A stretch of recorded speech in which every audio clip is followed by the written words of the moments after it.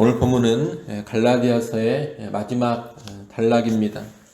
바울은 이 마지막 단락에서 갈라디아서의 핵심 내용을 다시 한번 간략하게 요약하면서 마무리를 짓습니다. 먼저 11절에서 바울은 이 편지가 자기가 보낸 편지라는 것을 밝힙니다. 바울 시대에는 대서인을 통해 편지를 작성하는 것이 관례였습니다. 대서인을 통해 편지를 쓰고 그 편지의 끝 부분에 자기가 친필 서명만 함으로써 편지를 보낸 사람을 밝혔는데 11절은 바울이 친필 사인과도 같은 그런 역할을 하고 있는 겁니다. 그리고 12절로 16절에서 마지막으로 편지의 내용을 자랑이라는 주제로 요약을 하고 있습니다.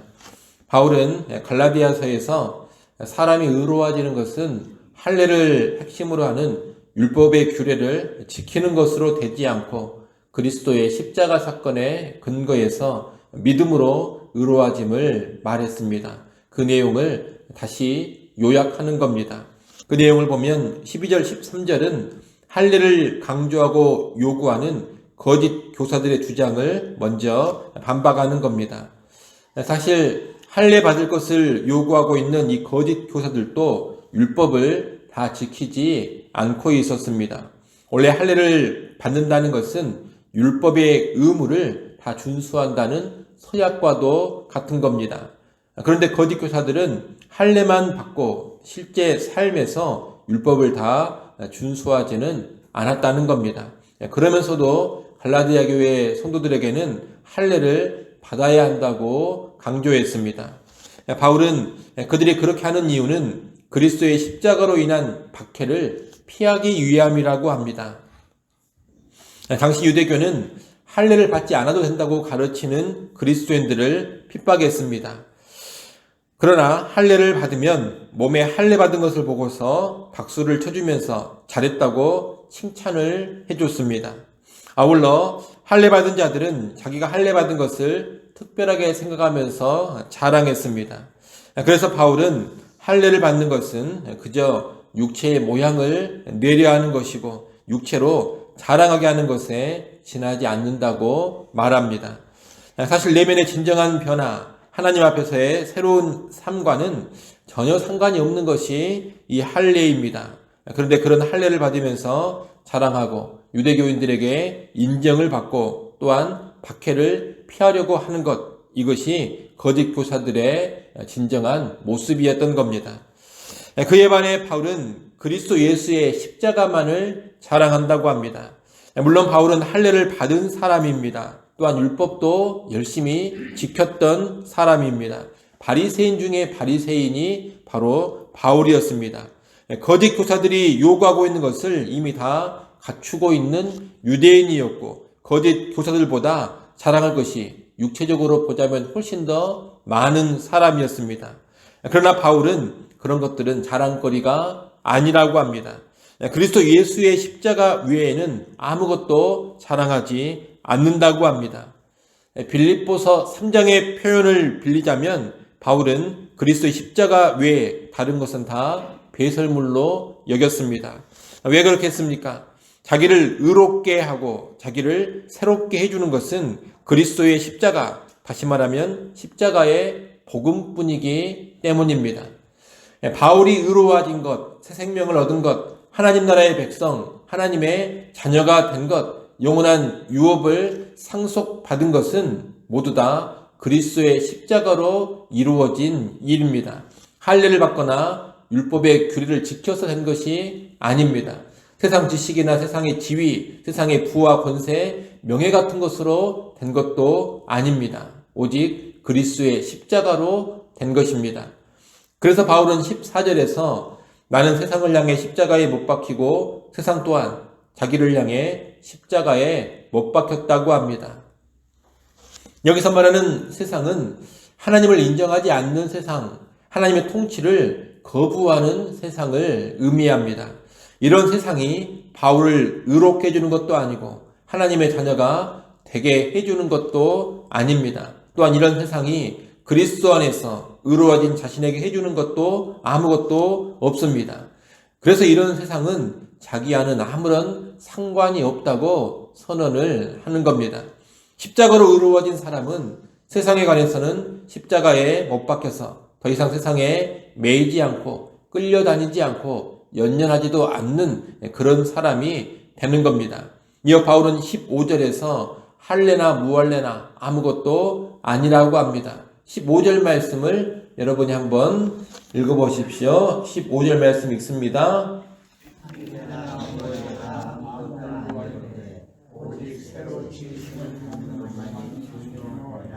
아멘. 외적으로 육체의 외양에 할례라는 표식이 있는지 없는지는 중요하지가 않다는 겁니다. 그것이 중요한 것이 아니라 내면이 변화되었느냐가 중요합니다. 거듭났는가, 새 창조가 이루어졌는가, 이것이 중요하다는 겁니다. 이 거듭남, 새 창조는 할례나 무할례가 좌우하는 것이 아닙니다. 오직 십자가의 복음만이 좌우합니다. 그리스도의 십자가에 관해서 듣고 그리스도를 믿으면 그 사람은 새로운 피조물이 되고 하나님의 백성, 하나님의 자녀가 됩니다. 갈라디아서 3장 4장의 표현으로 하자면 진정한 아브라함의 자손이 됩니다. 예수님의 십자가의 근거에서 믿음으로 의롭게 되고 믿음으로 새 창조된 사람이 진정한 아브라함의 자손이요 참 이스라엘 백성입니다. 유대인의 혈통으로 태어나고 유대교의 표식인 할례를 받고 율법의 규례를 지켜서 아브라함의 자손 이스라엘이 되지 않습니다.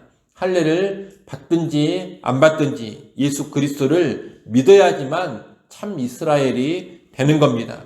그래서 바울은 16절에서 무릇 이 규례를 행하는 자에게와 하나님의 이스라엘에게 평강과 긍휼이 있을지어다 이렇게 선언하고 있습니다. 이 규례란 14절, 15절에서 말한 원리를 의미합니다. 그 원리는 할례나 무할례가 아니라 그리스도의 십자가로만 의로워지고 새롭게 된다는 원리입니다. 그리고 하나님의 이스라엘이란 혈통적인 이스라엘을 말하는 것이 아닙니다. 이스라엘이란 아브라함의 자손을 뜻하는데 바울은 이미 갈라디아서 3장에서 예수를 믿어 예수 안에 있는 사람들이 진정한 아브라함의 자손이라고 이미 말했습니다. 그렇기 때문에 16절에서 말하고 있는 하나님의 이스라엘이란 어떤 사람들이냐? 유대인과 이방인을 다 포괄해서 예수를 믿어 의롭게 된 사람을 의미합니다. 유대인과 이방인을 다 포함한 예수 믿는 사람들, 그리스도인들이 바로 하나님의 이스라엘인 것입니다. 결국 16절 말씀은 할례가 아닌 믿음으로 의로워진다는 그 원리를 행하는 자, 그로 인해 진정한 이스라엘, 하나님의 이스라엘이 된 자들에게 평강과 긍휼이 있으리라는 선언입니다. 할례를 받는 사람들이 아니라 예수 믿는 자에게 하나님의 평강과 긍휼이 있다는 겁니다.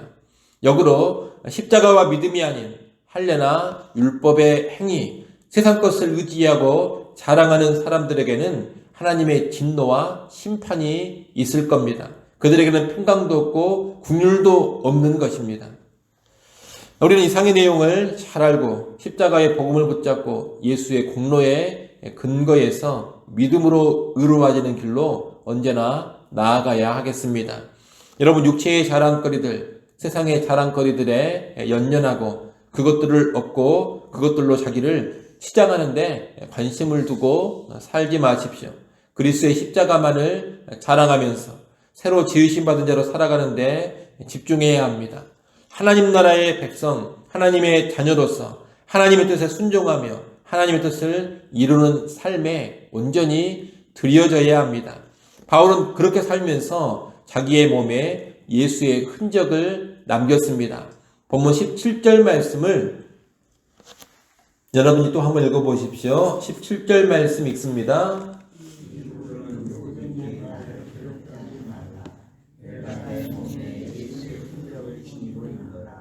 아멘. 이 17절 말씀은 예수의 흔적을 지니고 있는 나를 거짓 교훈에 미혹되고 추종하는 그런 삶으로 더 이상 괴롭게 하지 말라, 이런 뜻입니다. 나를 보면서 거짓 교훈에서 속히 돌아서라는 마지막 호소이기도 합니다.